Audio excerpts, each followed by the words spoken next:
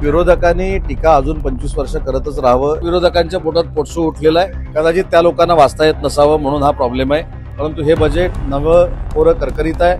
जे अपेक्षित होतं ते कदाचित साध्य न झाल्यामुळे ते टीका करत असतील. अर्थसंकल्प जाहीर करण्यात आलं, मोठमोठ्या घोषणा त्यामध्ये झाल्या, मात्र विरोधकांनी त्याच्यावर टीका करायला सुरुवात केली.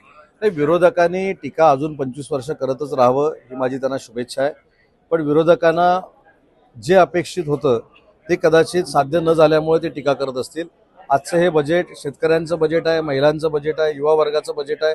शेतकऱ्यांच्या 7.5 हॉर्स पॉवर पर्यंतच्या शेतीपंपाचं बिल देखील माफ करण्याचा निर्णय सरकारनं घेतलेला आहे. आणि म्हणून मला असं वाटतं विरोधकांच्या पोटात पोटसू उठलेला आहे. आणि मुद्दा हा निवडणुकीचा नाही किंवा मतदानाचा नाही, जनतेच्या मनातलं बजेट असावं यासाठीच अजितदादांनी, माननीय एकनाथ शिंदे साहेब आणि देवेंद्रजींच्या सहकार्यानं हे बजेट मांडलेलं आहे. एकीकडे अशी देखील टीका करण्यात आलेली आहे की जुनंच बजेट जे आहे ते नव्या पद्धतीने पॉलिश करून दिलेले, या बजेटमधनं काही साध्य होणार नाही. कदाचित त्या लोकांना वाचता येत नसावं म्हणून हा प्रॉब्लेम आहे. परंतु हे बजेट नवं कोरं करकरीत आहे.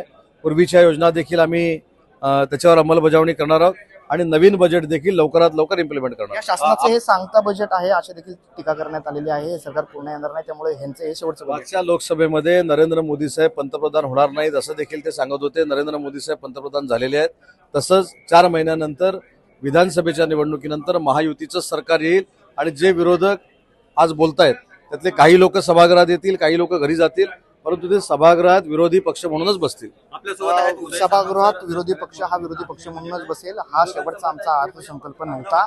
याच्यामधनं मोठ्या मोठ्या ज्या घोषणा झालेल्या आहेत त्या घोषणा महिलांच्या हिताच्या आहेत, राज्याच्या हिताच्या आहेत, असं प्रकारचं जे वक्तव्य आहे ते उद्योगमंत्री उदय सामंत यांनी केलेलं आहे. मॅक्स मार्वससाठी मी सागराल कुंटे.